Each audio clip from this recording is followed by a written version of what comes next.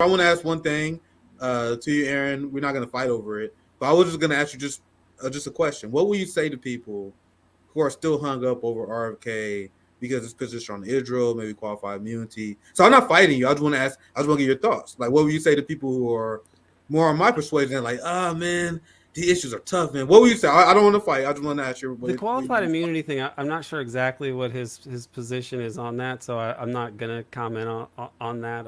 He yeah, just in tends to general, be, in general, what would you say but to the people who have Israel thing I'll resonates? speak to more. I think that the idea of any lobbying organization or entity or network of lobbying groups is to create a system of incentives and disincentives for politicians to support your side and not to oppose your side. In the case of Israel, to my mind, the facts are on the side of the Palestinian supporters, okay, including myself. However, I can't help but notice that 99, really it rounds up to 100. All of Congress supports Israel. All the people who Yeah, have any crowns shot up at being under. the president support Israel. Logically speaking, this issue is not contestable. So why that this seems like the dumbest litmus test that you could ever have. You're insisting as a litmus test someone take a position that a rational person would say would disqualify them from electoral politics in the United States. So for that reason, I think like you have to accept that it may be if he wants to win, it may be the wiser move. And if he's trying to win to, among other things, prevent nuclear doomsday, then is it even? Can you even say it's like would be more moral to take the correct but politically suicidal position of like going all in for Palestine? I mean, Americans sadly are not even really that motivated by appeals to that politicians would make about caring about what happens to American people. So you're going to like suddenly persuade a lot of Americans that they should vote on the basis of people suffering in Palestine? I don't think that I that's think I think that's an important realistic, issue to raise. unfortunately. I wish Americans cared about those sort of things, but but most people don't care about things that are totally abstract to them, and with the way the media handles it, it basically is abstract unless they sort of see more reports that like support Israel's side. So that to the extent it's not abstract, they are propagandized to back Israel in this. So I think that he has bigger fish to fry, and that people should put this into perspective and think, what are the things he's offering to do, and really that we could think he's sincere about doing, and are these things actually substantive and good? I would say the answer is obviously yes. Winding down the U.S. empire, which would be largely irreversible, and the presidency does have a lot of power over the military and the intelligence apparatus. They're usually afraid of them, but I don't think RFK is afraid because he knows he's seen the worst that they can do, and he's taken them on anyway. He's seen Yeah, them shoot his father in the head and his uncle. They blew the back of his skull out so hard that it hit the people in the car behind them with enough force that they actually thought they got shot by bullets. And he's still trying to win the White House, even knowing that that's how the game is played. So I don't think people should fixate so much on the Israel issue because it's not contestable at this point anyway. yeah. It's not I like they hear have a I hear plan on this to fix it. I hear your perspective. The only thing I must push back on, just because you say it's a stupid litmus test, I think it's an issue of judgment. Not only is being weak on genocide, but if you're weak on Israel, that shows there's a lack of judgment, and also that will affect his Iran policy. So that's the only thing. I'll give you last word. I don't want to make it back and forth, but I'll give you last word because that's the reason why I don't think that's the only thing that made me like, yeah, I gotta say something when you said that. When you said, Well, I don't think I it's a hear dumb you. litmus test I mean, because I think it says a lot about judgment. But I'll give you last word. I'll give you last word on this, and I'll pass judgment that. on what? Judgment on what ground? Is it he? In my opinion, it may be. I mean, his father, for most of his life, he believed his father was killed by a Palestinian. Now, he later learned that that wasn't true, but that's what he thought for most of his life. Maybe he never really, maybe he had a resistance to even learning about what the hell was going on with the Palestinians. I don't really know. And I don't think it's that important to interrogate, to try to guess on that issue. But is it, so his judgment or his pragmatism? You think it's too pragmatic to compromise on that particular issue if you have other issues? These things are debatable. I think that when you look at AFRICOM and the way the U.S. and SOCOM and everything else, the way the U.S. divides up the entire globe into its own imperial dominion, And then you put that monstrous project, which kills about 9 million people a year, the structural violence of capitalism. And then you think about what that means year in and year out. And that's the system RFK is vocally criticizing and wanting to wind down. And then you compare that to that whole map carved up like a side of beef for the U.S. military to govern according to its own delusions, and then you compare that to on the map Gaza or Palestine, which are like Gaza and the West Bank. It's horrible what happens over there, but it's like it's a much smaller thing than the global behemoth that is the U.S. war machine and global capitalism overseen by the United States. It's a much smaller issue, and if he touched it, there's a lot of reason to believe that he would be that it would he could well surmise logically that taking a different position on that would not give him a chance to win, and so I'm not going Yeah, to fixate on that in this issue, especially because none of the other candidates are going to change it anyway. So it's not even up for grabs to begin with. I want to pass it to Andrew. I don't want to fight the point too much, but I appreciate your perspective, Aaron. Andrew, any thoughts on RFK Jr.'s independent run? With your thoughts on it in general, Andrew, you can take that on. Yeah, I guess um, the way I think about it is mostly um, like in relation with like RFK Jr.'s campaign, especially now that he's announced an independent run. I think does make it a lot more serious of a chance, or at least for weakening the position of the Democratic and Republican parties. I don't know. I guess I would just say that with both Cornel West and with RFK Jr., I do see some issues that make me wonder about their judgment. And so at this point, I don't really support either. I'm going to wait and see. There's well over a year, about a year and 3 months before the election. I'm going to make my decision based on how they use their campaign resources. That's what Um, I'm. yeah. So like I was. I don't mean to make this all about Cornel West. I will like actually give a more That's all solid. good. That's all good.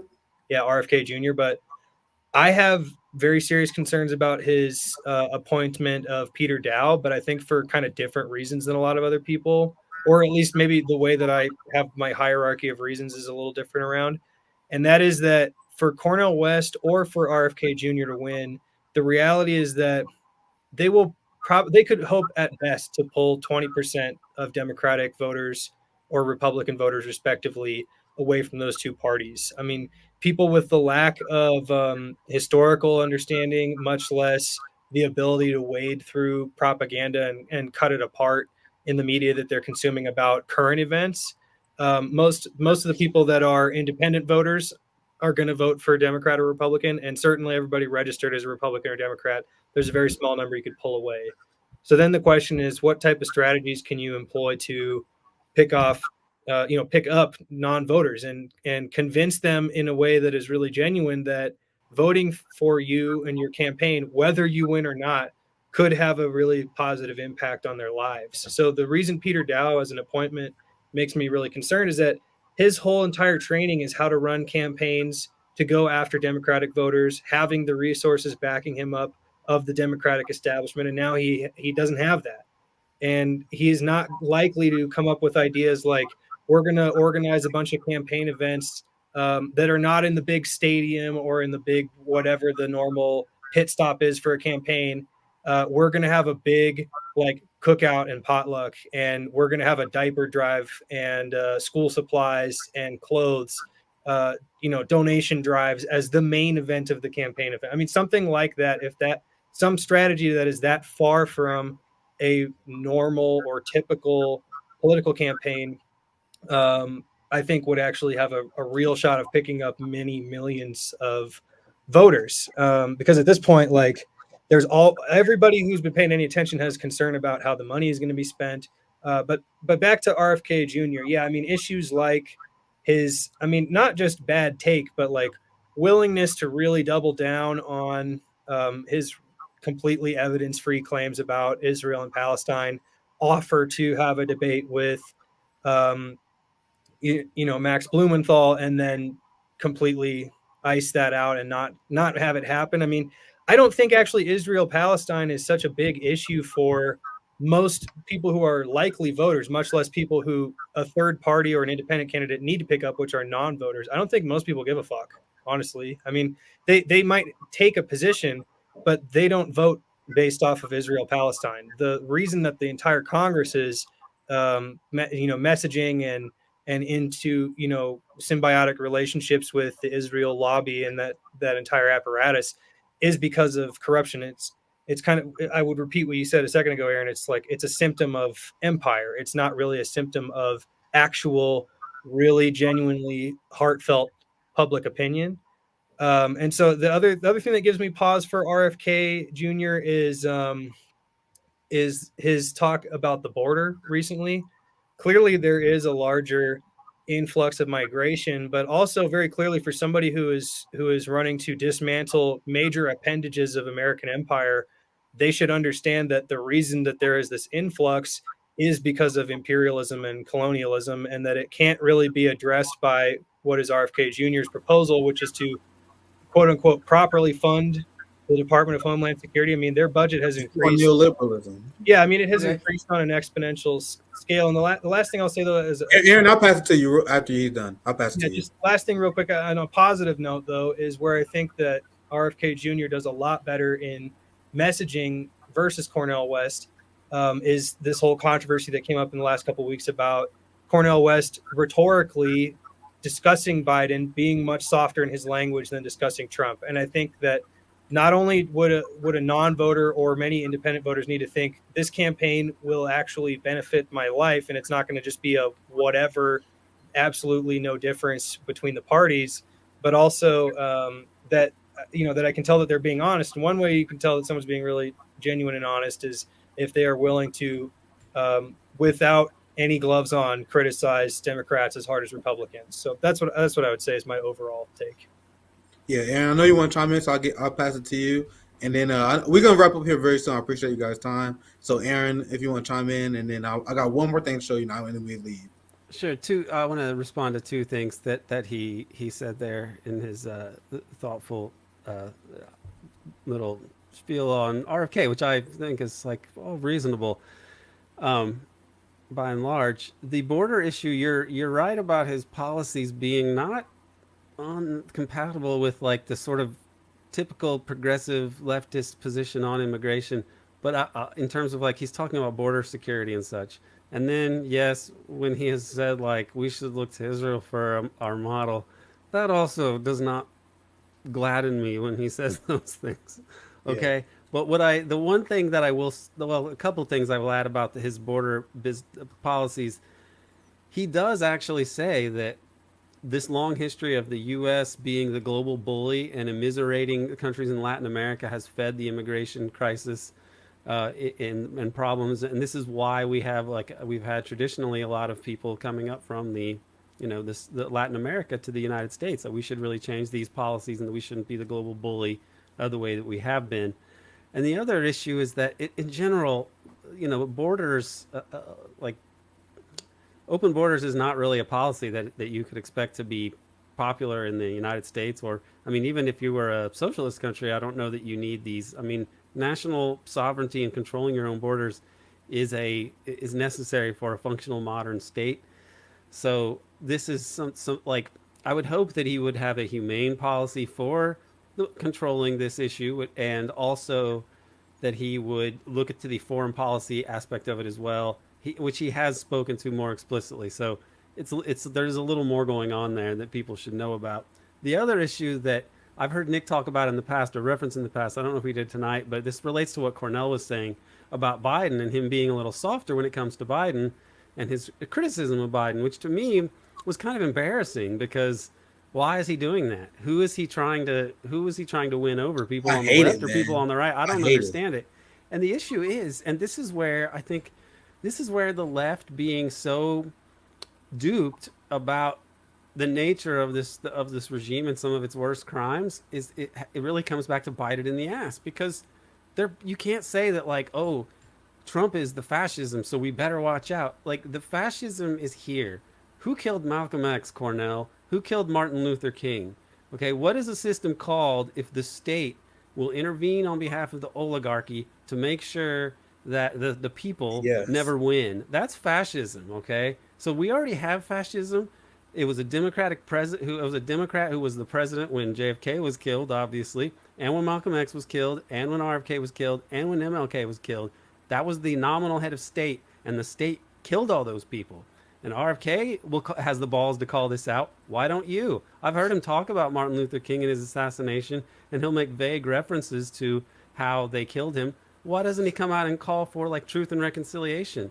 Coretta Scott King tried to get Bill Clinton himself to look at how the federal government was involved. He said, look, we had this civil case where we showed that the federal government, where a jury decided that we were correct about the federal government being involved in killing Martin Luther King. And Bill Clinton blew off Coretta Scott King. Okay, that's a party that wants to protect fascism. That's fascism. Okay, not like the Trump may have fascist vibes, but the bullet to the head of the elected official backed by the state is more fascist than like Trump's vibes. I'm That's what's so sorry to frustrating say. to me because I'll pass right back to you, Aaron. But that's why it's so frustrating.